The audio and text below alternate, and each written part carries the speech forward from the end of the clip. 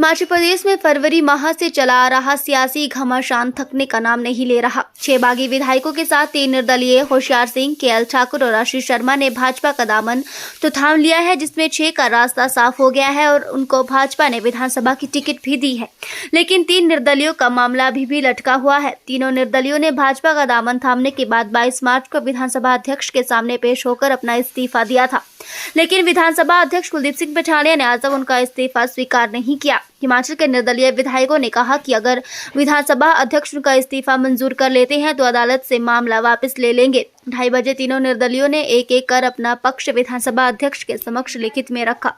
निर्दलीय विधायक केएल ठाकुर ने कहा कि उन्होंने अपना विस्तृत लिखित जवाब विधानसभा अध्यक्ष को सौंप दिया है। उन्होंने कहा कि हम पहले से इस बात को कह रहे थे कि हमने अपना बिना किसी दबाव और प्रलोभन के स्वेच्छा से इस्तीफा सौंपा है। उन्होंने कहा कि व्यक्तिगत रूप से मुख्यमंत्री के द्वारा ही की गई प्रताड़ना और विधानसभा क्षेत्र में काम न होने की वजह से इस्तीफा दिया गया है। आज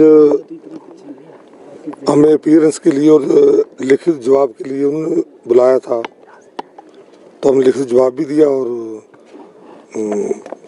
वो सबमिट किया जवाब। और हमें पूर्ण विश्वास है कि स्पीकर साहब जो है बहुत जल्दी हमारा जो इस्तीफा है, रेजिग्नेशन है विधानसभा की मेंबरशिप से, वो एक्सेप्ट कर लेंगे। क्या बोला, क्या चर्चा हुई? क्या आपके रिप्लाई से खुश, मतलब सेटिस्फाइड हुए स्पीकर? आज जितना उन्होंने पढ़ा उससे सेटिस्फाइड लगे। बाकी वो डिटेल में प्रोसीडिंग बनाएंगे। जो उन्होंने पूछा हमने बताया। मेनली तो इसमें यही था कि इसमें जो रूल ऑफ बिजनेस जो विधानसभा का है उसमें यही है कि कोई भी मेंबर विधानसभा का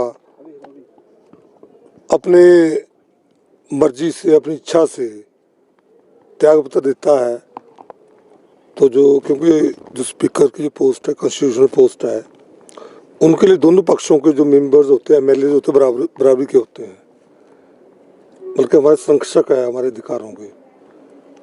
तो जो उनकी प्रिविलेजेस है वो भी देखते हैं, मेंबर्स की सब करते हैं। साथ में जो रेजिग्नेशन का जहाँ तक है उसका यही है रूल्स में कि अगर स्वेच्छा से रिजाइन देते हैं तो उसमें कोई किंतु परंतु, नो इफ बट, और रेजिग्नेशन तुरंत प्रभाव से वो एक्सेप्ट किया जाता। तो हमने यही कहा, क्योंकि हमने जो रिजाइन दिया 22/3 की डेट से दिया है, तो अब तो दो कितने दिन हो गए, आज है 10, 8 तो 18-19 दिन हो गए हैं।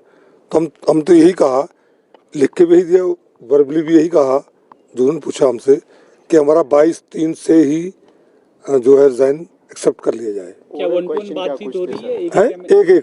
एक से हुई। सर, स्पीकर साहब ने एक बात तो पहले कही कि अब ये मामला कोर्ट में भी चला गया, कोर्ट में विचाराधीन है। हाँ, इसमें कोर्ट नो ऐसा नहीं है। कोर्ट में तो हम गए हैं ना, क्योंकि लेट हो रहा था, हम लगा लेट हो रहा था। कोर्ट में स्पीकर साहब नहीं गए हैं, तो वो एक्सेप्ट कर लेंगे, हम उसी दिन विड्रॉ कर लेंगे। विड्रॉ की जरूरत नहीं, एक्सेप्ट कर लें, वैसे केस खत्म हो जाएगा, हम विड्रॉ ही कर लेंगे। कल एक्सेप्ट करते हैं, परसों हम विड्रॉ कर लेंगे। तो वो नहीं, उनका उसमें उनको कोई बाइंडिंग नहीं है कि एक्सेप्ट बीच में एक्सेप्ट नहीं कर सकते हैं। वो क्या रिप्लाई हमने दे दिया है, तो मुझे लगता है अब वो जल्दी एक्सेप्ट कर सकते। कोर्ट की कोई बाइंडिंग नहीं है। कोर्ट ने ये नहीं कहा कि जब तक कोर्ट का फैसला नहीं होता है तब तक स्पीकर कोई उस पर फैसला ना करे, ऐसा कुछ नहीं हुआ है। तो इसलिए उसमें कोई बाइंडिंग नहीं। डेट तो नहीं तय की? अभी डेट नहीं दी है उन्होंने, डेट नहीं दी है। तो हमारा तो यही है कि बहुत जल्दी जो त्यागपत्र स्वीकार होना चाहिए, ताकि आगे का जो है, जो हम तो विधानसभा क्षेत्र में घूम रहे हैं अपने लोगों के, वहाँ उनको सुख दुख में जो है, हम तो अपने आप को वैसे 22/3 से ही एक्स-एमएलए समझ रहे हैं। हम तो पूर्व विधायक हैं। आप लोग सेटिस्फाई है क्या निष्पक्षता के साथ सुन रहे हैं आपको स्पीकर साहब? जो सुना उससे तो आज तो लगा, हमें उम्मीद है कि वो एक्सेप्ट कर लेंगे। बाकी तो चलो, let the time come, result come. अभी तो हम होपफुल है एंड होप से चलता है काम। ठीक है सर। और आपने जवाब दिया है, क्या जवाब दिया और क्या बात हुई है?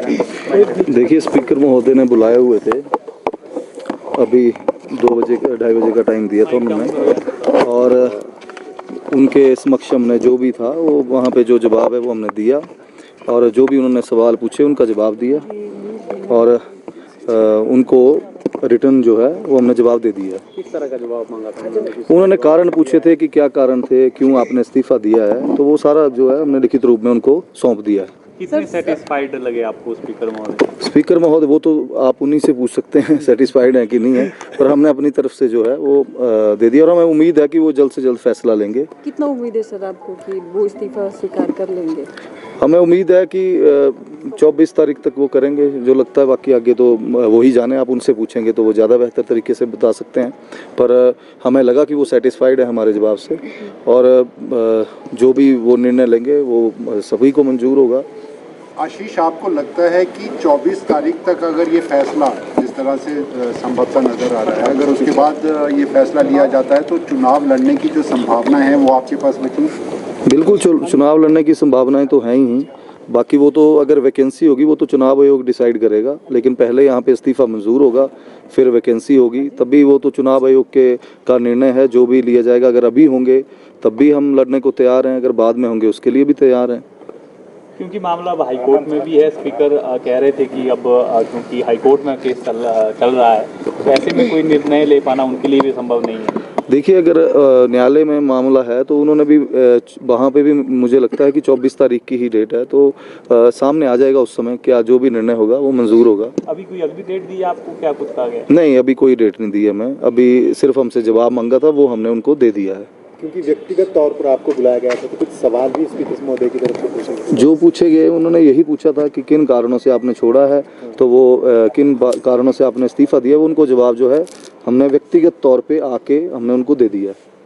इसके अलावा रहने का या फिर इन्वॉल्वमेंट कोई बीजेपी के साथ या कुछ इस प्रकार? नहीं, उन्होंने यही पूछा कि आपने ज्वाइन कब किया, वो हमने उनको बता दिया कि 22 तारीख को हमने इस्तीफा दिया था और 23 तारीख को जो है हमने ज्वाइन की थी बीजेपी। हाँ, ठीक है, थैंक यू।